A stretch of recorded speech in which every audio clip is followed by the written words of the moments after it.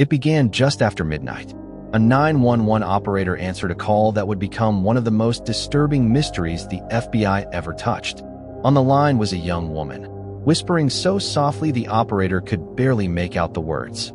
"He's in the house," she said. Then silence. The operator tried to calm her, tried to trace her location. The girl finally spoke again. "Please, send someone. Please hurry." Then the call ended. Police rushed to the address. It was an old 2-story house on the outskirts of town, one that neighbors swore had been empty for years. The front door was unlocked.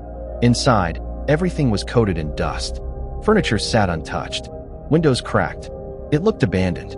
But in the living room, officers found something they couldn't explain. A phone, sitting on a small table in the center of the room. The number matched the one that had just dialed 911. The phone was still warm, but there was no sign of the girl. The investigation only grew stranger. Neighbors said no one had lived there in over a decade. Records confirmed the property had been vacant since the previous owner passed away. And yet, there was the phone.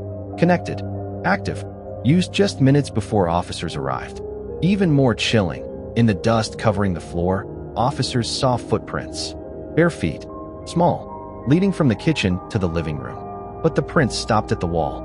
2 nights later, another call came through. Same voice. Same number. "They don't believe me," she whispered. "But he's still here." The FBI took over the case. They brought in tech experts, trying to trace the call.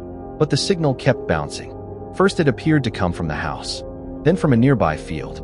Then from nowhere at all. And always, the same girl's voice.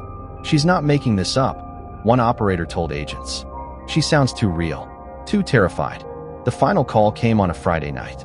The line was full of static, but the words were clear. He said this is his house, and I can't leave. The line went dead. When agents searched again, the house looked different. The footprints were gone, the dust disturbed, and on the wall where the prints had once stopped, something new was scratched into the plaster. "Get out." To this day, the FBI has never solved the case. No missing persons report matched the girl's voice. No records explain the active phone line in an abandoned house. But operators who worked that night still say they can hear her whisper in their sleep. They call it the 911 call that led to an empty house. And the question remains, if the house was truly abandoned, who was making the call? Subscribe for more videos like this.